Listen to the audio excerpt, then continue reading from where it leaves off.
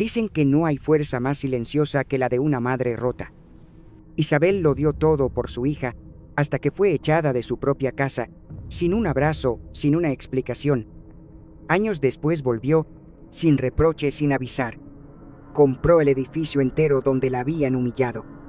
Y cuando se levantó en la reunión de vecinos y reveló quién era, el silencio fue más fuerte que cualquier grito. Su hija no podía creerlo. El yerno se quedó sin palabras. Isabel no volvió por venganza, volvió para recuperar algo que nadie debió quitarle su dignidad. ¿Desde dónde estás viendo esta historia? ¿Qué hora es en tu país? Déjalo en los comentarios. Queremos leerte, porque esto no es solo un relato, es un espejo para muchas. Nunca pensé que mi hija me echaría como si fuera basura, pero lo hizo, y ni siquiera cerró la puerta con culpa. Después de enterrar a mi marido, creí que lo peor había pasado. Pensaba que con el tiempo la ausencia dejaría de doler tanto. No sabía que lo más doloroso vendría de mi propia sangre. En aquellos días me aferré a la idea de familia como quien se agarra a un salvavidas que ya flota a la deriva. Lucía fue mi motor durante años. Cada bocadillo que le preparaba para el colegio, cada día que me quedaba sin comprarme zapatos para poder regalarle libros cada tarde que la esperaba despierta, aunque supiera que llegaría tarde y con prisas, todo lo hice convencida de que eso era amor. Y lo era. O al menos yo lo sentía así. Cuando mi marido enfermó, ella ya vivía con Álvaro en un piso moderno del centro de Torrent, cerca de la avenida principal. No tenían hijos, pero vivían con mucha prisa. Él hablaba poco, siempre demasiado ocupado, demasiado técnico, demasiado importante. Ella sonreía cuando me veía, pero era una sonrisa que no alcanzaba los ojos. El cáncer fue rápido, se lo llevó en 3 meses. No hubo tiempo para negociar despedidas. Vendí nuestra casa, la de los veranos en Denia, la de los domingos con paella en el patio. Demasiados recuerdos, demasiado vacío en cada rincón. Lucía me ofreció venir a vivir con ellos un tiempo. Fue un gesto bonito, o eso creí. Me mudé con 2 maletas y una foto enmarcada de nuestra boda. No ocupaba espacio. Me asignaron la habitación del fondo, pequeña pero suficiente. Yo me prometí no estorbar. Cocinaba, limpiaba, ponía la mesa sin que me lo pidieran. Me ofrecía a hacer recados, a esperar al técnico del gas, a pagar el pan en la panadería de la esquina. Lo hacía por sentirme útil, por sentir que aún pertenecía a algo. Álvaro, sin embargo, tenía una forma peculiar de mostrar que no me quería allí. No decía nada explícito, pero cada gesto hablaba. Los suspiros cuando entraba en la sala, las cejas alzadas, si le hacía una pregunta, cambiar de canal justo cuando me sentaba a ver algo. A veces me miraba como si yo fuera una deuda pendiente, un error. Una tarde mientras pasaba por el pasillo le oí murmurar aprovechada. Me detuve en seco. Fingí que no lo había oído. Fingí tantas veces. Buscaba en Lucía un gesto, una palabra, algo. Ella siempre minimizaba. Está estresado. Tiene mucho trabajo. Y yo me tragaba el orgullo y sonreía. Eso hacen las madres, ¿no? La noche que todo cambió preparé un pastel de pollo, su favorito. Lo saqué del horno con la misma ilusión con la que solía hacerlo cuando era niña. La mesa estaba puesta, la servilleta doblada con cuidado. Ella revisaba el móvil. Álvaro bebía cerveza. Nadie hablaba. Entonces él levantó la vista y dijo sin apartar la mirada: «Sabes, quizás sea hora de dejar de fingir que esto es temporal. No somos una organización benéfica». Lucía dejó el móvil sobre la mesa. Yo lo miré sin entender. «¿Qué quieres decir?», pregunté. Sonrió de lado. «Quiero decir que... ¿cuánto tiempo va a durar esto? No trabajas, no contribuyes. Tenemos facturas que pagar. No nos hemos apuntado a tener bocas que alimentar». La frase me golpeó como un ladrillo. Me giré hacia Lucía buscando auxilio. Ella no me miraba. «Quizás sea lo mejor», murmuró. «Si encuentras algo más estable, por el bien de todos». No dije nada. No lloré, no grité, me levanté, fui a mi habitación, metí la ropa en las maletas. 2. Era todo lo que me quedaba. Ni siquiera cerré el armario. No hubo abrazos, ni disculpas. Nadie me acompañó a la puerta. Él ni se molestó en fingir. Ella se quedó detrás inmóvil. Salí a la calle. Ya era tarde. La brisa nocturna me atravesaba el abrigo. Me senté en un banco frente al edificio, la cabeza gacha, los ojos secos. El móvil sin batería. Las manos frías. El corazón también. Me senté sola en un banco frente al edificio. Sin casa, sin voz. Solo con la certeza de que me habían borrado. Del plato favorito al colchón con resortes sueltos. De ser madre a ser invisible. No recuerdo cómo llegué exactamente al Hostal Santa Lucía. Caminé sin rumbo desde el banco donde me había quedado sentada durante horas. Alguien me dio la dirección, o quizás la vi en un cartel junto a la parada del autobús. Solo sé que cuando entré, la recepcionista, una chica joven con una coleta mal hecha y aire de quien no pregunta, me dio la llave sin pedirme más que un nombre. Isabel Duarte. Todavía sabía decirlo sin romperme.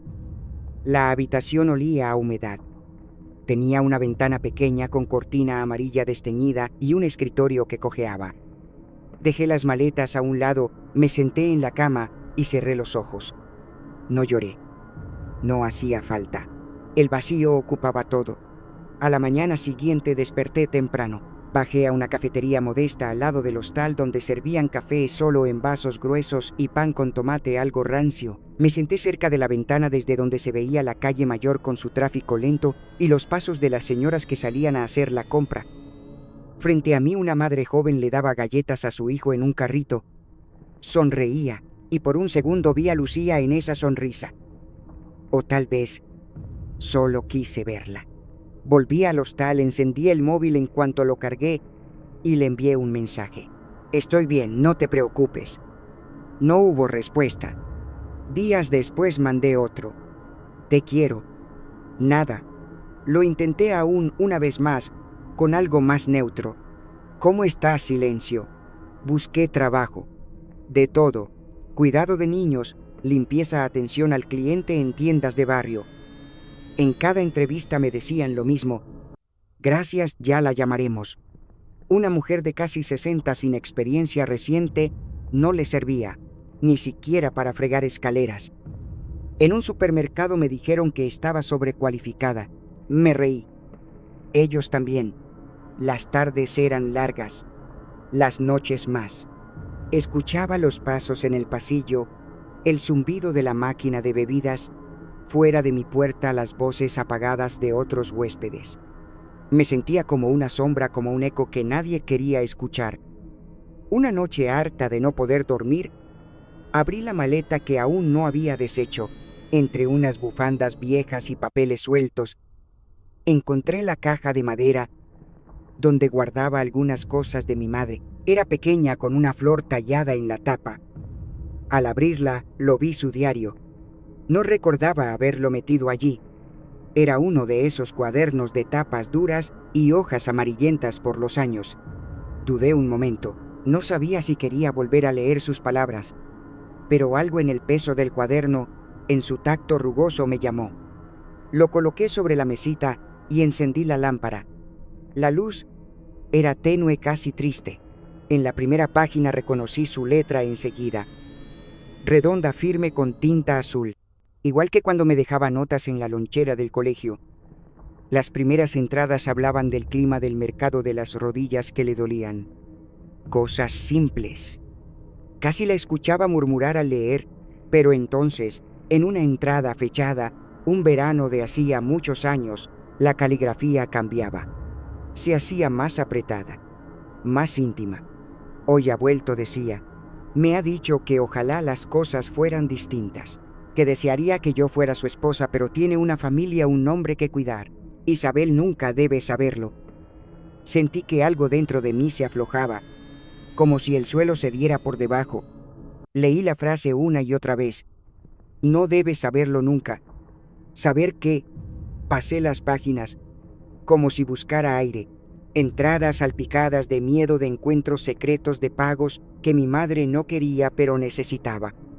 Él firmaba como F.V., nunca el nombre completo, hasta que encontré una anotación: el señor Garrido sabrá a quién contactar si algo me pasa. Y un detalle más: ha prometido que si muere algo quedará para Isabel. Un fideicomiso, nada oficial, pero algo, siempre algo.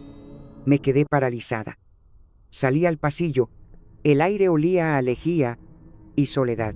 No tenía a quién llamar, pero sabía qué hacer. Al día siguiente fui a un cibercafé cercano donde aún se podía pagar en efectivo. Me senté frente al ordenador y busqué Ernesto Garrido, abogado, Madrid. Tardé 1 hora en encontrar la dirección. Luego compré papel sobre y escribí a mano: mi nombre es Isabel Duarte. Mi madre fue Clara Martínez León. Creo que usted puede ayudarme. Temblaban mis dedos al sellar el sobre. No sabía si acababa de lanzar una botella al mar o abrir una puerta que había estado cerrada toda la vida. Pero lo envié, y por primera vez en semanas dormí sin llorar. La curiosidad le ganó. Abrió la primera página del diario, y algo en esa tinta antigua le heló la sangre. El diario abrió más que una caja de recuerdos. Abrió una puerta hacia una verdad que jamás imaginé. Pasaron 12 días sin noticias. Cada mañana bajaba al buzón del hostal con una mezcla de ansiedad y resignación. El portero, un chico delgado con acento del norte, me saludaba con un gesto de cabeza sin saber que cada paso mío por ese pasillo estrecho era un acto de esperanza. No me atrevía a llamarlo. Ni siquiera había dejado mi número de teléfono en la carta, solo una dirección y una oración escrita al final. Cualquier respuesta será bienvenida, incluso el silencio. Durante esos días, volví a leer el diario entero. Lo leí con otros ojos. Mi madre nunca fue expresiva en vida. No decía te quiero en voz alta, pero cocinaba mis platos favoritos incluso cuando no teníamos nada en la nevera. Ese diario estaba lleno de todo lo que cayó. También estaba lleno de miedo, de culpa y de una clase de amor que, aunque oculto, era imposible no sentir. Una noche, mientras recogía la ropa del lavadero común del hostal, el móvil vibró. Era un número de Madrid. Dudé en contestar. Tardé 2 timbres en recordar cómo se saludaba con voz firme. Sí, la señora Isabel Duarte. Sí, soy yo. Le habla Ernesto Garrido. Recibí su carta y me alegra que lo haya hecho. Conocí bien a su madre, profesional y personalmente. Siempre me pregunté si algún día se pondría en contacto conmigo. ¿Era verdad? Entonces pregunté, sin saber qué parte exacta del diario necesitaba confirmar. Hay algo que tiene que ver. Si le parece bien, podríamos reunirnos con discreción. Colgué sin recordar cómo me despedí. Me quedé un rato con el teléfono aún en la mano, como si lo siguiera escuchando. Una parte de mí temía que todo fuera una ilusión. Pero al día siguiente, sin pensarlo demasiado, compré un billete de alza a Madrid. Salía al amanecer. Llevé solo una mochila con ropa cómoda, el diario y una foto de mi madre cuando era joven. Llegué a Madrid en un mediodía gris con el cielo encapotado y la ciudad oliendo a asfalto mojado. El despacho de don Ernesto quedaba en el barrio de Salamanca, en un portal antiguo con portón de madera tallada. Subí por las escaleras. El ascensor estaba fuera de servicio. Tal vez era una prueba. Me recibió un señor de barba blanca, recortada, camisa de lino clara y voz que parecía salida de otra época. Me ofreció té de jazmín. No lo toqué. Su madre fue una mujer valiente, dijo sin rodeos. ¿Y usted se le parece? Luego me entregó un sobre. Tenía las iniciales FV en la solapa. Mis dedos temblaban. Lo abrí con cuidado. Dentro había una carta manuscrita en tinta negra con una caligrafía elegante y recta. Empecé a leer, pero me detuve al segundo párrafo. Las palabras me quemaban. Sé que nunca fui valiente, que te negué en vida lo que merecías por derecho. Pero si estás leyendo, esto es porque ya no estoy. Y quiero que sepas que eres sangre de mi sangre. No por accidente, sino por destino. Aunque fui demasiado cobarde para reconocerte, esta es mi forma de decirte que sí exististe para mí. Y siempre. Lloré en silencio. Don Ernesto me ofreció un pañuelo que rechacé con la cabeza. Quería sentir cada lágrima. ¿Es todo cierto?, pregunté. Sí. Don Fernando Vives, fundador de Vives Energía, estableció un fideicomiso no oficial, fuera de su patrimonio rastreable, en favor de usted. Lo administró con discreción hasta su muerte. Me pidió que esperara hasta que usted apareciera. Abrió una carpeta sobre la mesa. Dentro, documentos bancarios, extractos de inversión, copias de escrituras.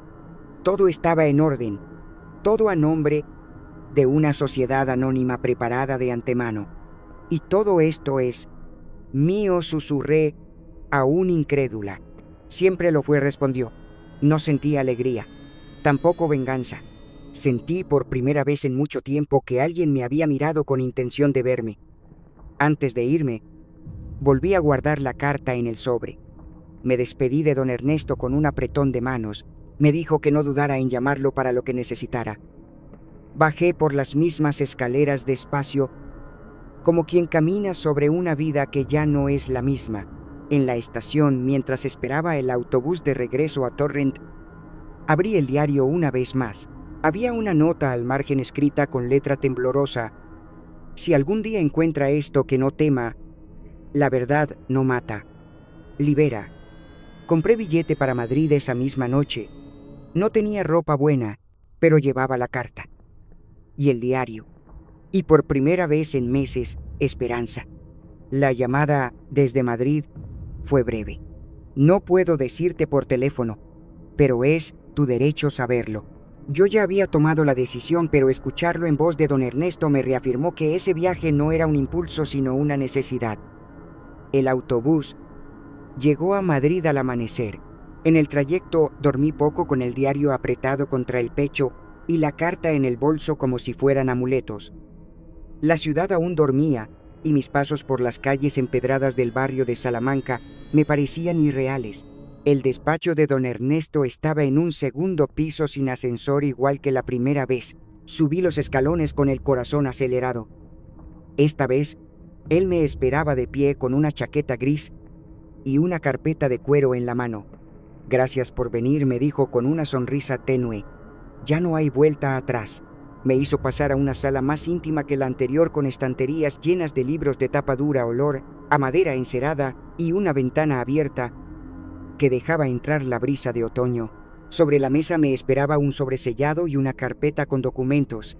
Antes de mostrarle nada, dijo, ofreciéndome una taza de té que esta vez acepté. Quiero que sepa que su madre hizo todo lo que pudo para protegerla, y su padre hizo lo poco que se atrevió. Tomé el sobre entre mis manos. Era de papel grueso amarillento con mis iniciales escritas a mano para M.L. Lo abrí con cuidado. Dentro una carta larga escrita con la misma caligrafía elegante que había visto antes. Respiré hondo y comencé a leer. Querida hija, si estás leyendo esto es porque ya no estoy. Y eso me da tanto miedo como alivio. Miedo porque me arrepiento de cada año que pasé sin ti. Y alivio porque por fin puedo decirte lo que nunca me atreví a pronunciar. Te amé, aunque en silencio. Te vi crecer desde lejos. Pedí informes, observé con distancia. Fui cobarde, pero nunca indiferente. Tu madre fue una mujer fuerte. Me exigió algo que yo no supe darle valor. Ahora intento cumplir con ella. Y contigo. He dispuesto que parte de mis bienes fuera de mis propiedades oficiales pasen a tu nombre a través de don Ernesto, mi confidente de años. No busco redención, solo quiero dejar constancia. No fuiste un error, fuiste un amor prohibido, y aún así, real. La carta seguía. Hablaba de sus noches de insomnio, de los domingos vacíos, en su casa de campo, de las cartas que nunca envió. Lloré en silencio con los codos apoyados en la mesa. Don Ernesto no dijo nada. Me dejó llorar. Cuando terminé doblé la carta con cuidado y la volví a meter en el sobre. Ahora, dijo él, deslizando la carpeta, viene la parte práctica. Dentro había extractos bancarios, una lista de cuentas, un resumen de inversiones, documentos de propiedad. Todo a nombre de una empresa anónima registrada en un paraíso fiscal, pero legalmente reconocida en España. También figuraba una propiedad modesta en las afueras de Castellón y una cartera de acciones pequeñas. El valor total no era escandaloso, pero suficiente para no volver a depender de nadie. ¿Esto es real?, pregunté en voz baja. Es suyo. Siempre lo ha sido. Solo faltaba que usted lo reclamara. Me quedé mirando los papeles. No pensaba en el dinero, sino en lo que representaban. Por primera vez en mi vida alguien me había escogido. Me había dicho sí. Aunque fuera tarde, la habitación pareció llenarse de algo cálido. No luz, no consuelo, sino algo parecido a la dignidad. Esa que una va perdiendo poco a poco entre los silencios y los desprecios. Ahora regresaba. Don Ernesto me explicó que él podía ayudarme a gestionar los fondos, mantener el anonimato e incluso crear una estructura legal si deseaba moverme con discreción. Le pedí tiempo para pensarlo. Él asintió. No tenga prisa. La prisa siempre fue el enemigo de su padre. Salí del despacho con la carpeta bien sujeta, como si llevara dentro una vida nueva. Caminé por las calles de Madrid sin rumbo. Entré a una iglesia pequeña que encontré abierta no para rezar, sino para sentarme en silencio bajo una bóveda alta. Encendí una vela. No supliqué nada, solo la miré titilando como símbolo de una madre que nunca dejó de creer en mí, ni siquiera cuando el mundo me dio la espalda. Tomé el tren de regreso a Torrent esa misma tarde. En el vagón el paisaje se deslizaba por la ventana con suavidad.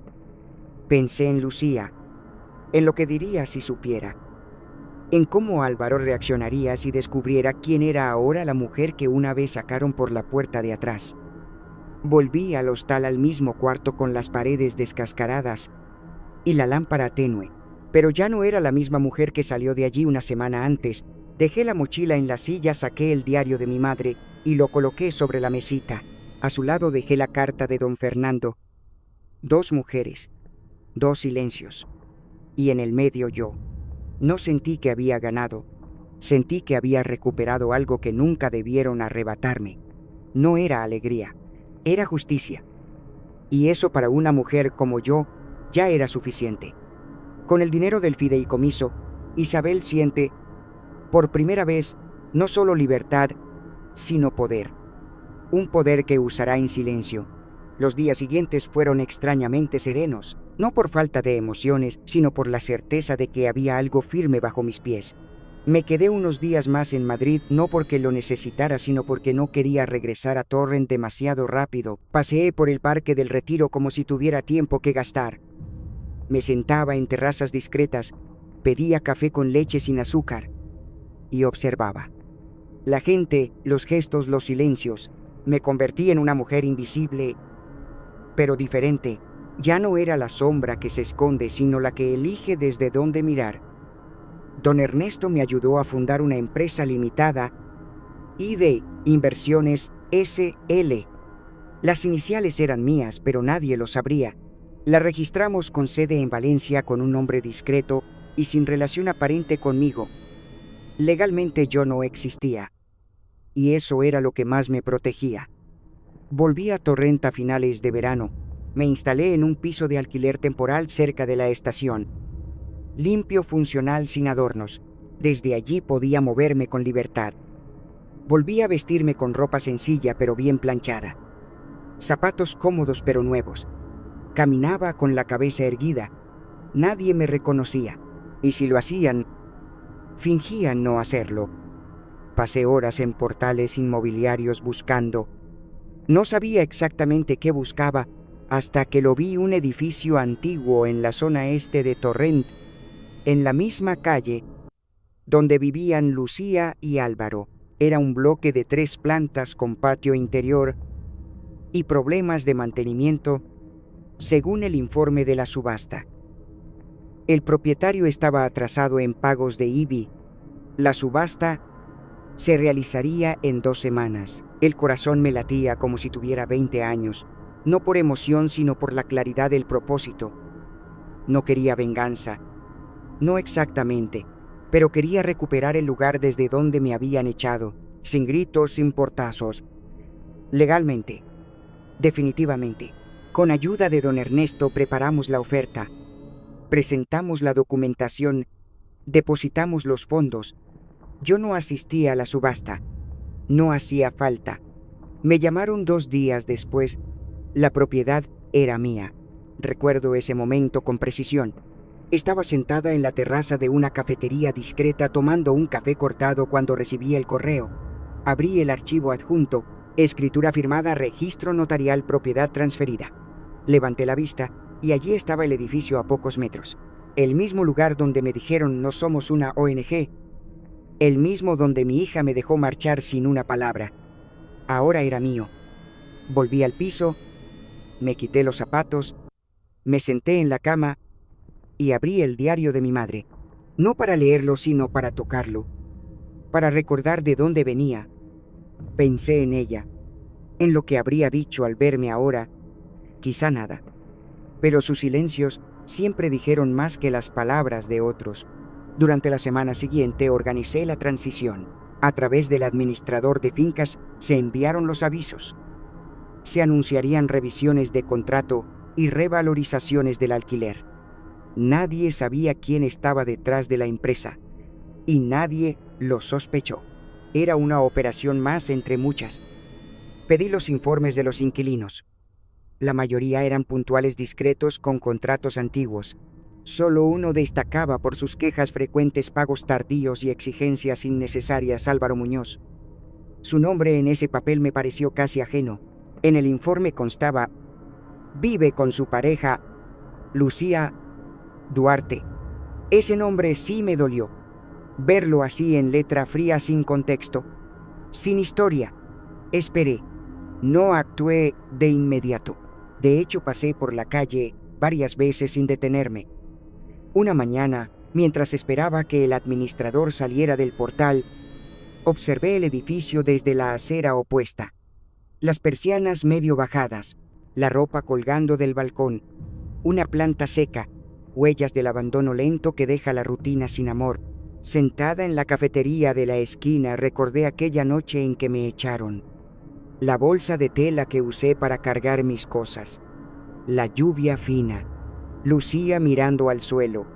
Álvaro con los brazos cruzados. Yo saliendo en silencio como si aceptara el castigo. Ahora era yo quien decidía qué puertas se abrían.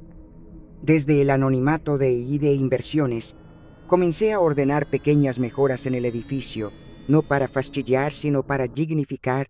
Cerraduras nuevas, luces LED, en los pasillos buzones de acero inoxidable.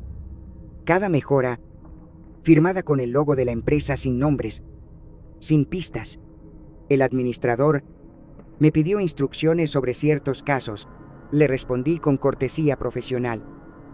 No hay excepciones. Aplicar cláusula C. Precios ajustados a valor de mercado. Me preguntó si debía atender personalmente a una queja que llegaba con insistencia de parte del señor Muñoz. Le dije que no, que todo debía seguir el canal formal. Mientras tanto, compré un portadocumentos nuevo, gris oscuro con mis iniciales grabadas en el interior. Empecé a asistir a charlas para pequeños inversores, reuniones discretas de propietarios. Nadie me preguntaba por mi pasado. Solo veían a una mujer de mirada tranquila, voz baja y dinero en regla. Una mañana volví a pasar por el edificio tras una reunión. Llevaba gafas de sol, el pelo recogido, un dossier en la mano. Al entrar en el portal, Lucía y Álvaro salían justo por la puerta. Él no me reconoció. Ella me miró medio segundo y luego bajó la vista. No dije nada. Tampoco lo necesitaba. Me dirigí al buzón central como cualquier otro gestor. Depositaba papeles, firmaba formularios, pero por dentro me temblaban los dedos. No de rabia, de poder. Ese tipo de poder que no grita, que no exige, que observa, y que cuando actúa lo hace sin pedir permiso. Pronto sabrán lo que cuesta subestimar a una mujer en silencio. Ya no era inquilina, ahora era la dueña, y eso traía consecuencias. Álvaro no tardaría en notarlo. Pasó un mes desde la adquisición, antes de que firmara la primera orden administrativa como propietaria. No lo hice con prisa ni con rencor. Lo hice con método. Revisé cada contrato, cada cláusula antigua, cada indicio de abuso de dejadez. Lo que encontré me confirmó lo que ya intuía: la mayoría de los vecinos vivían en paz, con pagos razonables algunos, incluso por debajo del valor de mercado, excepto una unidad, piso 3B, ocupado por Álvaro Muñoz y Lucía Duarte. Contrato vencido sin actualizar desde hacía más de 3 años. Renta congelada, múltiples reportes de quejas menores a la administración. El historial reflejaba pequeñas disputas con otros inquilinos por el uso del trastero, por el ruido, por la presión del agua. Un patrón. Ordené una actualización general de alquileres para los pisos con contratos vencidos. Las nuevas condiciones seguían la ley ajustadas al valor actual.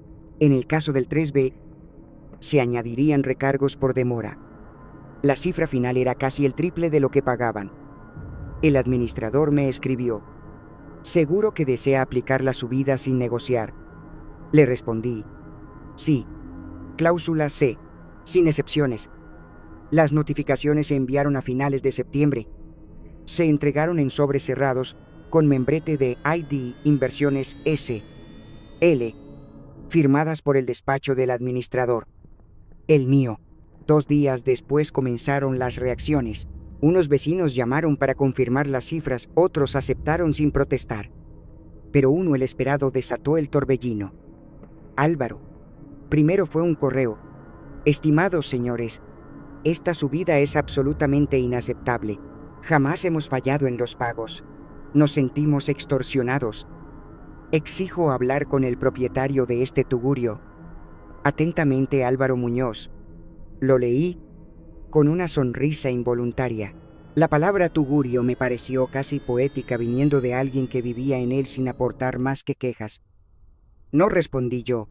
El administrador replicó como se había previsto: estimado señor Muñoz, la actualización responde a los criterios de revalorización indicados en la cláusula C de su contrato. Si desea rescindir el alquiler, puede hacerlo con el preaviso correspondiente. Álvaro no esperaba eso. Lo supe porque al día siguiente lo vi desde mi ventana. Caminaba en círculos por el patio interior del edificio, teléfono en mano, gesticulando como un político indignado. No me vio. Yo estaba detrás de una cortina beige, sorbiendo café sin azúcar. Lucía, en cambio, se sentaba sola en el balcón, con los codos en las rodillas y la mirada perdida. Vestía una camiseta que le quedaba grande y recogía el pelo con una pinza vieja como cuando era adolescente. Parecía encogida, como si el aire la empujara hacia adentro. Esa tarde doña Maruja, la vecina del primero, llamó a la administración. No quiero meterme, pero la muchacha del tercero, la hija de la señora mayor, está muy apagada. El marido grita mucho, se le oye hasta en el patio. No hay forma de ayudarla, tomé nota. No respondí. Agradecí la llamada con voz profesional. Durante la semana siguiente, Álvaro dejó 3 mensajes más, uno en tono cordial, otro agresivo y el último directamente amenazante. Esto no va a quedar así. Sé que algo raro pasa. Alguien está detrás de esto. Y cuando lo descubra, ese alguien era yo. Pero él aún no lo sabía. Entretanto, ordené nuevas mejoras: limpieza profunda de las zonas comunes, pintura en las escaleras, cambio de bombillas por iluminación LED. Cada mejora costaba, y cada coste salía del nuevo equilibrio que yo establecía. Las reglas eran las mismas para todos, pero solo uno chillaba. Lucía me llamó una tarde. No respondí. El buzón de voz recogió su mensaje: mamá, sé que no has querido contestar, pero está pasando algo raro. Álvaro está furioso. Yo no sé qué hacer. ¿Podemos hablar? Apagué el móvil, no por desprecio, sino por necesidad. Ella había elegido su silencio cuando yo le tendí la mano aquella noche. Ahora era su turno de escuchar el eco del suyo. Desde la ventana de mi apartamento veía cómo salía con la bolsa de basura, cómo la soltaba casi sin fuerzas en el contenedor, cómo regresaba sin mirar a nadie. Supe que empezaba a quebrarse, pero aún no era el momento. Una mañana, mientras revisaba los nuevos formularios con el administrador, él me comentó: «El señor Muñoz ha venido en persona». Exigía saber quién era el propietario. Intentó entrar a la oficina sin cita. Incluso gritó a mi secretaria. ¿Alguna amenaza directa?, pregunté. No, pero su actitud fue violenta. Siga los protocolos. Y registré todo. Aquel día no almorcé. Me fui directamente a caminar por el Parque Central. Me senté en el mismo banco donde solía llevar a Lucía cuando era pequeña. Entonces me pedía que le cantara mientras comía su bocadillo de jamón. Ahora todo eso quedaba lejos, pero la voz me volvió como un eco. ¿Por qué me dejaste sola aquella noche? Yo no la dejé. Ella fue quien cerró la puerta. Los vecinos murmuran: parece que el nuevo dueño quiere limpieza y justicia. Y yo, desde mi anonimato, solo ajusté la bufanda y seguí caminando. La justicia, como la dignidad, no necesita aplausos, solo hechos y constancia. Isabel se ha mudado cerca del edificio como observadora silenciosa. Comienza la vigilancia emocional. Mi nuevo apartamento estaba en la calle paralela, a menos de 50 metros del edificio que ahora poseía. Tenía una pequeña terraza interior que daba justo al patio trasero del bloque donde vivían Lucía y Álvaro. No era un lugar elegante, pero sí estratégico. Desde allí, a través de unas cortinas color crema, podía observar sin ser vista. No lo hacía por morbo. Lo hacía porque necesitaba entender, ver con mis propios ojos lo que nadie me había querido contar. La fachada del edificio seguía igual de gris que cuando me echaron, pero ahora había cambios. Nuevas bombillas, pintura fresca en los marcos de las ventanas, los buzones reemplazados. Todo lo había ordenado yo, pero para ellos simplemente había llegado un nuevo propietario. Desde la terraza podía ver el balcón de Lucía. Algunas tardes salía con una taza en la mano y se sentaba en una silla de plástico blanco con los pies apoyados en la barandilla. No hablaba, no usaba el móvil, solo miraba al cielo. A veces me preguntaba si también me estaba buscando en algún rincón del firmamento. Álvaro, en cambio, no paraba. Lo veía entrar y salir con pasos rápidos, gesticulando con el móvil pegado al oído, fumando en el rellano a pesar de los carteles de prohibido. Una vez incluso lo vi patear el cubo de la basura cuando nadie respondía a sus correos. Era un hombre acostumbrado a tener el control, y ahora sentía que lo perdía entre las manos. Lo sentía como una amenaza, como una humillación. Y eso lo volvía impredecible. Doña Maruja, la vecina del primero, seguía siendo mis ojos en el interior. Llamaba de vez en cuando al administrador para comentar cosas de vecindad. A mí me llegaban sus informes por correo. La señora Lucía parece que no duerme bien. El señor Muñoz ha vuelto a gritar por la escalera. Se oyeron ruidos fuertes anoche. Nada fuera de lo legal, pero todo dentro de la preocupación. Empecé a tomar notas, no con el fin de denunciar, sino para comprender, para armar el mapa del deterioro, porque no se trataba solo de una deuda económica, se trataba de una fractura interna que crecía en silencio. Una tarde de domingo lo vi todo con claridad. Lucía bajó sola al patio. Llevaba un chándal gris y el pelo recogido sin esmero. Se sentó en el escalón del trastero y se quedó ahí durante más de 20 minutos. No fumaba, no lloraba, solo respiraba como si le costara. Luego miró su móvil y, tras leer algo, lo guardó sin responder. Levantó la cabeza y por un segundo miró hacia donde yo estaba. Sentí que me atravesaba. Me aparté de la cortina. Me temblaban las manos. Esa misma noche, alguien deslizó una hoja por debajo de la puerta de la oficina del administrador. Era una nota escrita a mano. Decía: «Esto es personal. Sé que hay algo más detrás, y lo voy a descubrir. No tenía firma, pero reconocí la caligrafía apretada nerviosa. Álvaro. Me encerré en casa y abrí el diario de mi madre. Necesitaba un ancla. En una de las páginas ella había escrito: el miedo de los hombres no es al dolor, sino a perder su dominio. Cerré el cuaderno y respiré hondo. No podía permitir que él volviera a tener el control de nada. Al día siguiente el administrador me llamó. Recibimos otro correo del señor Muñoz.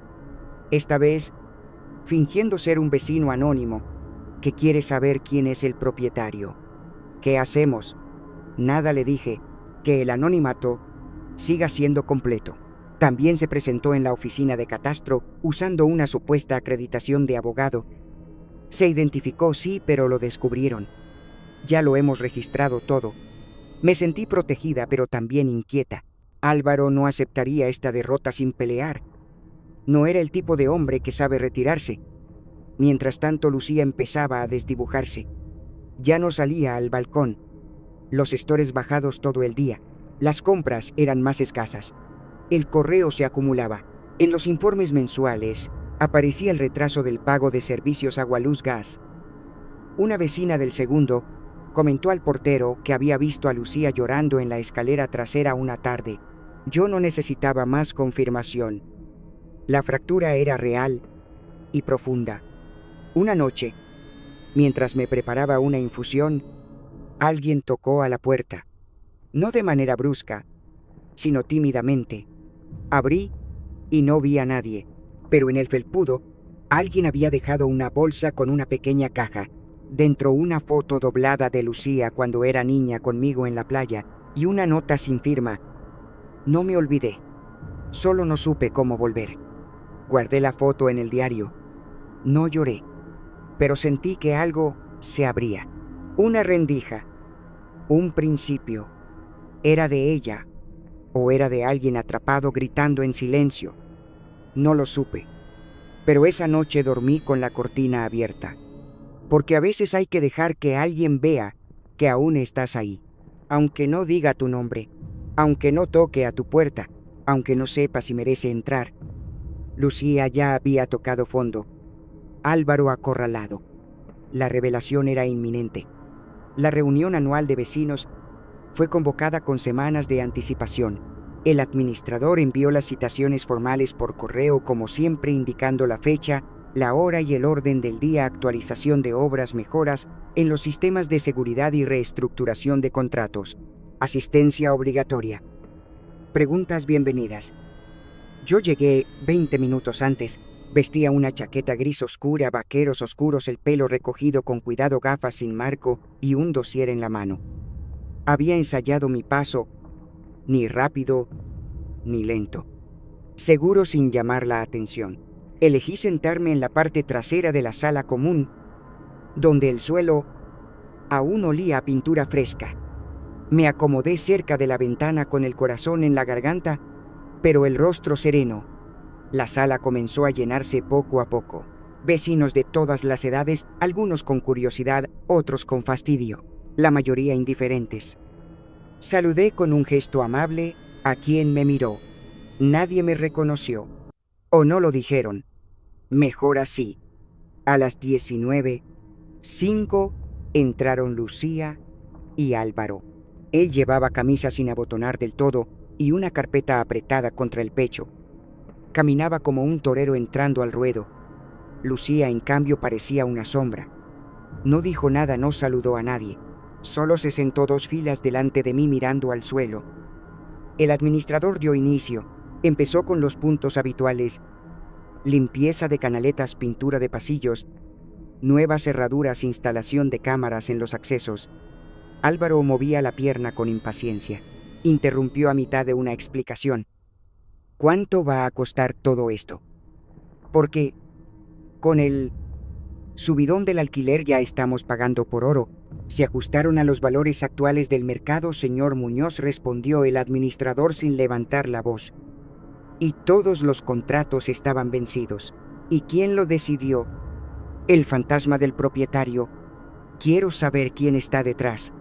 Hoy hubo Un silencio.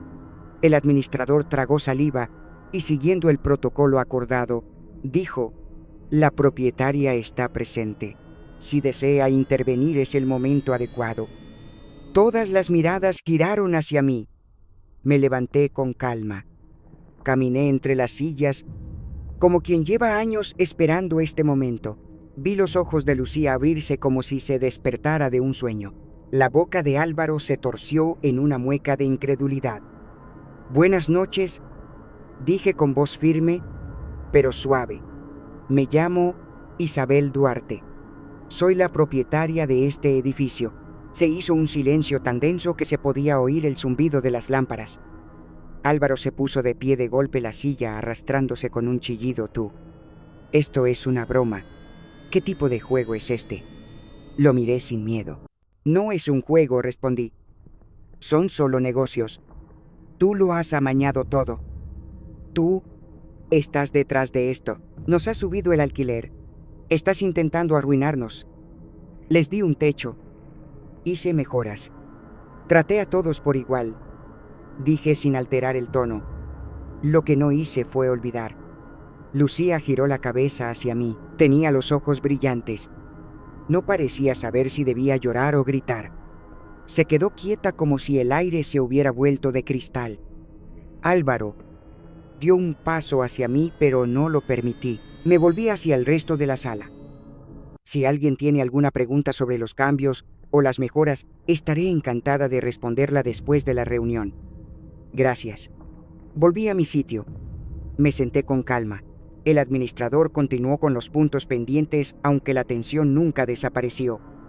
Sentí los ojos de Lucía sobre mí durante todo el resto de la sesión. No dije nada más. Cuando terminó la reunión, varios vecinos se acercaron. Algunos me dieron la mano, otros agradecieron las reformas. Nadie mencionó la sorpresa. Era como si lo supieran o como si simplemente entendieran que el poder, cuando es legítimo, no necesita explicación. Álvaro esperó hasta que la sala se vaciara. Se acercó con una sonrisa torcida. «¿Crees que has ganado? Esto no ha terminado. Te has ganado un enemigo». Lo miré directamente a los ojos. «No, Álvaro, yo no jejejo nada. Tú sí. El día que me miraste a los ojos y me trataste como si no importara». Lucía se interpuso con voz quebrada. «Chad, para». Él se volvió hacia ella sorprendido por el tono. «¿Qué has dicho? Ella no es tu enemiga. Nunca lo ha sido. Tú sí». Su voz temblaba, pero no retrocedió. Álvaro abrió la boca como si fuera a replicar, pero no encontró palabras. Dio un paso atrás confundido. Lucía me miró con los ojos húmedos. «No lo sabía. Te lo juro. Lo del edificio, el dinero, todo. Asentí. Lo sé. ¿Por qué no me lo dijiste? Porque tenías que verlo. No solo oírlo». Ella bajó la mirada. Álvaro se alejó sin decir más. Su figura desapareció entre las sombras del pasillo. No volvió la cabeza. Lucía se quedó quieta, como una niña que no sabe si merece quedarse. «Os merecéis el uno al otro», masculló él desde lejos. No dije en voz baja: «Ella se merece algo mejor». Me di la vuelta. Crucé la puerta como quien cierra un capítulo. Afuera el aire era fresco. Y por primera vez desde aquella horrible noche en su cocina sentí que algo cambiaba dentro de mí. No era venganza ni satisfacción, sino poder. Silencioso, firme y solo mío. Tras la reunión, Lucía comenzó su ruptura interna con Álvaro. Llegó a la casa de Isabel sola. Habían pasado 4 días desde aquella noche. No supe de ella en ese tiempo, pero algo en el silencio me decía que estaba ocurriendo algo importante. El timbre sonó al anochecer. Una lluvia leve golpeaba las ventanas, apenas perceptible, como si el cielo no quisiera interrumpir lo que estaba por comenzar. Cuando abrí la puerta, no dijo mamá, dijo Isabel. Y aún así entró. Estaba empapada, aunque llevaba un paraguas cerrado en la mano. Sus zapatillas chorreaban agua sobre el parquet. Sujetaba una bolsa de supermercado como si llevara algo importante, pero no la abrió. Se quedó de pie en el recibidor sin moverse. No le pregunté nada. Le tendí una toalla. Se secó el pelo con movimientos lentos. La llevé a la cocina, donde el agua para la manzanilla ya estaba caliente, como si mi cuerpo hubiese sabido que iba a venir. La habitación estaba cálida, pero el aire entre nosotras seguía frío. Se sentó en el borde del sofá como quien no sabe si debe quedarse. Sujetaba la taza con las 2 manos sin mirarme. Yo también tenía la mía, pero no bebía. Observaba el vapor y trataba de encontrar palabras que no dolieran. «No es quien yo creía», dijo finalmente con la voz temblorosa. No respondí. La dejé continuar.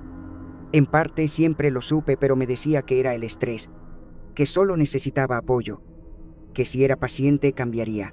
Pero ahora cayó. «¿Crees que alguien va por nosotros?», preguntó de repente. «Está obsesionado. Revisó mi móvil, mis correos. Me siguió al trabajo la semana pasada. Me preguntó si te estaba ocultando algo. Si tú le estabas ocultando algo». Sentí un escalofrío, pero no por miedo. Era rabia antigua que se transformaba en compasión. Le dije que no había hablado contigo en semanas, que ni siquiera sabía dónde estabas. Pausó, pero era mentira. Encontré tu dirección en un informe de gestión. Era la misma empresa. Lo averigüé. No fue difícil. Asentí lentamente. Claro que no. Siempre fuiste inteligente, dije. Pero ser inteligente no siempre significa ser valiente, respondió ella. Bajó la mirada. Sus manos temblaban ligeramente. No he sabido estar contigo. No te eché de menos, susurró. Pero ahora, ya no sé cómo estar contigo. Apreté la taza con fuerza. Las palabras me dolían, pero no porque fueran nuevas, sino porque eran verdaderas. Te fuiste, dijo con la voz quebrada, y yo te dejé. Dejé que él te echara. Entonces hablé. No, Lucía. Tú no le dejaste. Tú le apoyaste. Esa frase la dejó helada. Se enderezó ligeramente. Pareció buscar una defensa, pero no había argumentos. Me levanté, caminé hasta la ventana y miré hacia la noche. El agua caía con suavidad. Las luces del edificio de enfrente brillaban tenues. Te supliqué que dijeras algo aquella noche. Te dije solo una palabra, solo una. Y tú permaneciste en silencio. Detrás de mí oí su respiración entrecortada. No pensé que fuera a ser tan malo, dijo. Creía que podría manejarlo. No puedes manejar a un hombre así, le dije en voz baja. O sobrevives a él, o lo dejas. No respondió. No hacía falta. El silencio se instaló entre nosotras, cargado de todo lo que nunca dijimos. Durante casi 1 hora nos quedamos así. 2 mujeres que compartían sangre, pero no confianza. Todavía no. Quizá nunca del todo. Cuando finalmente se levantó para irse, dejó la taza con cuidado sobre la mesa. Sus ojos estaban llenos de lágrimas contenidas. Se acercó a mí, se detuvo y dijo: «No espero que me perdones. Solo necesitaba recordar cómo se sentía estar a salvo». No le respondí. Solo la acompañé hasta la puerta. Allí se detuvo. Luego, con un gesto súbito, me abrazó. Al principio no le devolví el abrazo. Estaba rígida, pero luego con cuidado le rodeé los hombros con los brazos como quien abraza un recuerdo con miedo de que se deshaga entre los dedos. Cuando se separó, no dijo adiós. Solo me miró una vez más y se marchó. Me quedé de pie en la entrada con la puerta abierta, oyendo sus pasos perderse por las escaleras. Cerré lentamente. La casa quedó en silencio, pero no en soledad. Me senté en el sofá con las tazas aún humeando sobre la mesa y sostuve el calor entre las palmas como si fueran un salvavidas. Había venido. Me había mirado a los ojos y ahora sabía que las grietas por fin empezaban a aparecer. No era perdón. Todavía no.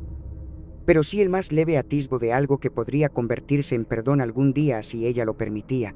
Álvaro desaparece tras demandas legales. Lucía se muda. Isabel cierra su historia con una decisión. No lo supe de inmediato, pero 2 días después del último encuentro con Lucía, el administrador me escribió un correo escueto. El señor Muñoz ha abandonado el piso. Dejó una nota. No volverá. No pregunté más. Ya habíamos archivado suficiente documentación para, si lo deseábamos, denunciarlo por amenazas por suplantación de identidad en registros públicos, incluso por agresión verbal al personal del edificio. Pero no lo hicimos. Una demanda habría sido legalmente válida, pero emocionalmente agotadora. Preferí el silencio. Un silencio que hablaba más que cualquier juicio. Lucía me llamó esa misma tarde. Su voz sonaba más clara, más tranquila. Se ha ido, dijo. Hizo las maletas mientras yo estaba en el trabajo. Me dejó una nota diciendo que no podía más, que le arruiné la vida. Se la arruinó él mismo, le respondí en voz baja. Ella no dijo nada. Me quedé escuchando su respiración al otro lado del teléfono. Lo siento, dijo, como si esa frase se hubiera quedado atascada durante años. Estabas asustada, le contesté. Yo he pasado por eso. El miedo te hace pequeña, pero no tienes por qué seguir así. Después de eso, Lucía comenzó a caminar sola. Se mudó a un estudio pequeño cerca de su trabajo. Vendió el coche, se apuntó a terapia. Empezó una clase de arte en el centro cultural. Me lo contó por mensaje sin pedirme consejo, solo compartiendo. Una tarde, llegó a casa con una carpeta bajo el brazo. La dejó sobre la mesa como quien entrega algo sagrado. Dentro había un dibujo. Un ave en tonos rojos y dorados con las alas desplegadas, saliendo de lo que parecía ceniza. Lo llamé. Resurgir, dijo. Es para ti. Lo colgué sobre la chimenea. No porque fuera bonito, sino porque era verdad. Ahora hablábamos más a menudo.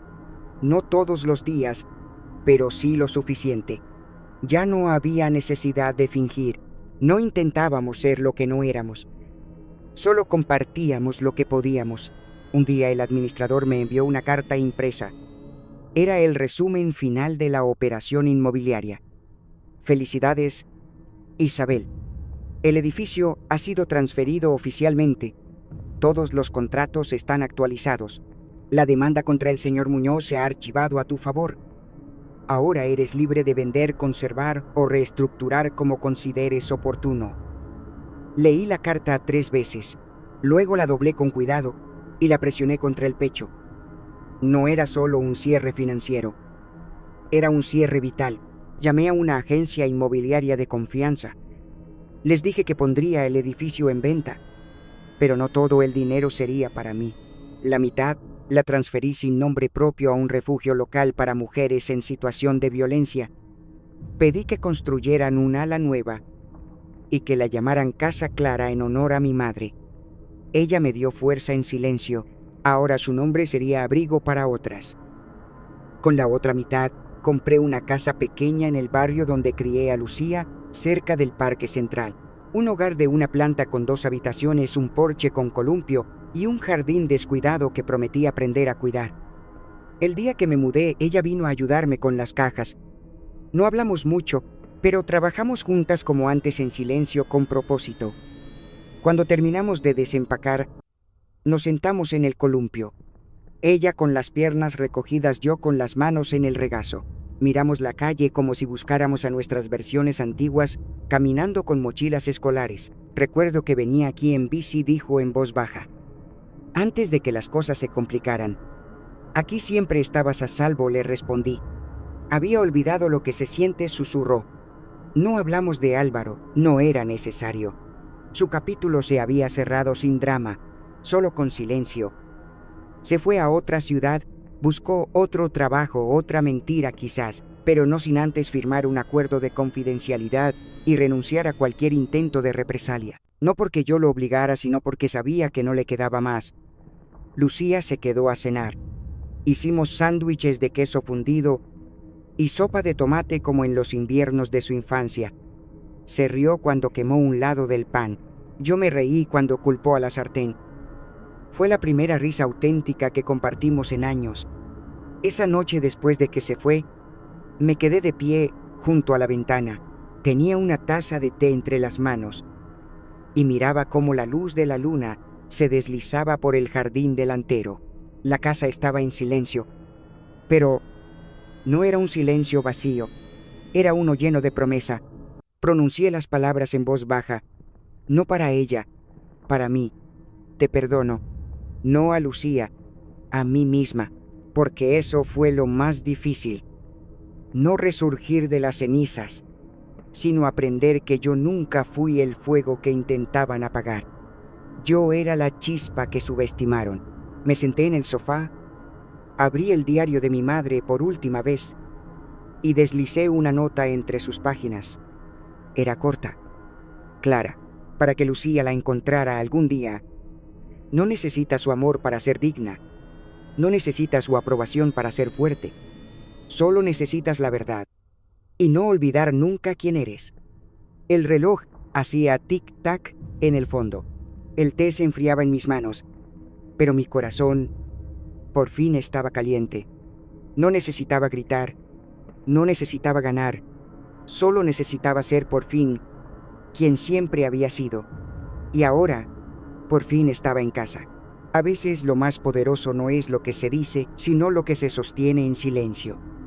Una mujer mayor sentada en su porche, con una taza de té entre las manos, observa el columpio balancearse bajo la brisa suave de la tarde. No hay música de fondo, ni voces altas, ni grandes gestos. Solo la calma de quien ha perdido mucho y sin embargo ha vuelto a encontrarse. Esa imagen, la de Isabel mirando la calle donde vio crecer a su hija, resume todo lo que fue y lo que eligió ser. Durante años entregó su vida a los demás. Fue madre, esposa, ama de casa, invisible, útil, callada. Y un día, cuando ya nadie parecía necesitarla, la dejaron a un lado, como si su tiempo hubiese terminado. Pero lo que nadie entendió, ni su hija, ni su yerno, ni siquiera ella al principio, es que el valor de una mujer no desaparece cuando deja de servir.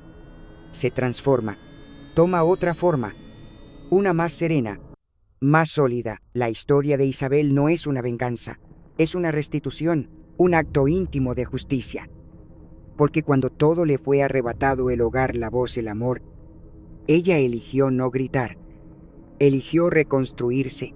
Primero desde un hostal olvidado en el centro de Torrent, luego desde una carta que hablaba de un padre ausente y finalmente desde su propia mirada que dejó de pedir permiso y empezó a mirar de frente. En un país como el nuestro, donde tantas madres han vivido de rodillas para que sus hijos caminen derechos, esta historia toca una herida que muchos llevan en silencio. ¿Cuántas veces hemos visto a mujeres mayores cargando bolsas más pesadas que sus cuerpos, escondiendo dolores detrás de frases como no pasa nada, guardando fotos de familia donde ya no son invitadas? Isabel nos recuerda que esas mujeres no desaparecen, solo cambian de lugar, y que a veces lo que parecía ser un final es en realidad un renacer. El corazón de esta historia es sencillo pero firme. La dignidad no caduca. Aunque te den la espalda, sigue siendo la raíz de todo. Como decía mi abuela, el árbol más viejo no da sombra menos digna. Y ese árbol, aunque lo talen, deja semillas. Si esta historia ha tocado algo en ti, una memoria, una emoción, una verdad tal vez, también puedas mirar a tu alrededor y preguntarte, ¿quién está sosteniendo el silencio que sostiene tu mundo?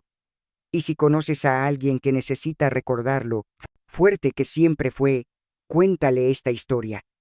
O si no, siéntate a su lado y escúchala, porque a veces la chispa que enciende la esperanza solo necesita a alguien que no mire hacia otro lado.